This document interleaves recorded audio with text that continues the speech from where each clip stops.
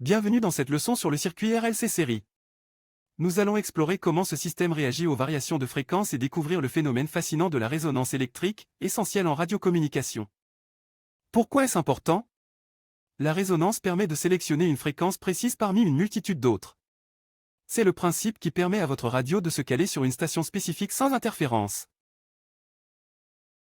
Chaque composant réagit différemment. La bobine s'oppose aux hautes fréquences, tandis que le condensateur bloque les basses fréquences.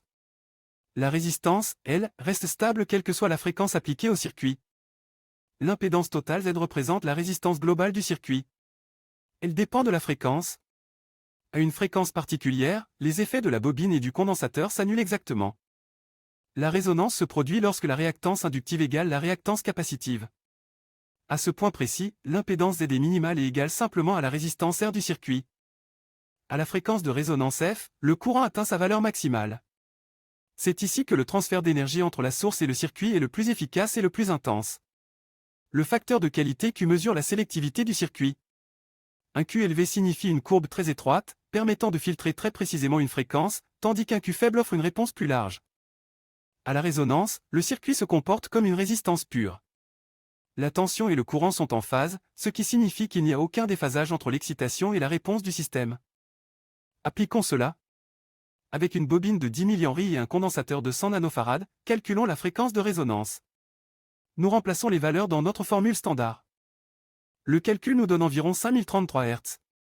À cette fréquence exacte, ce circuit spécifique vibrera avec une amplitude maximale, offrant une impédance minimale à la source de tension. Sous la fréquence de résonance, le condensateur domine. Le circuit est dit capacitif. Le courant est en avance sur la tension car l'effet du condensateur l'emporte sur celui de la bobine. A l'inverse, au-dessus de F, c'est la bobine qui prend le dessus. Le circuit devient inductif.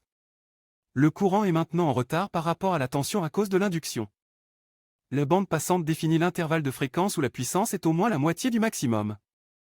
Elle est étroitement liée au facteur de qualité Q que nous avons vu précédemment.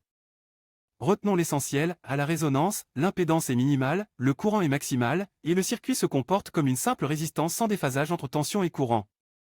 Une petite question pour vous, si nous augmentons la valeur de la résistance R dans notre circuit, que va-t-il arriver à la hauteur du pic de courant sur notre graphique? La réponse est B. Puisque l'impédance à la résonance est égale à R, augmenter la résistance réduit mécaniquement l'intensité maximale du courant et rend la sélection de fréquences moins précise. Vous maîtrisez maintenant les bases de la résonance RLC. Ce concept est le pilier de nombreux systèmes d'électronique modernes, des filtres audio aux émetteurs de télécommunications. Merci d'avoir suivi ce cours.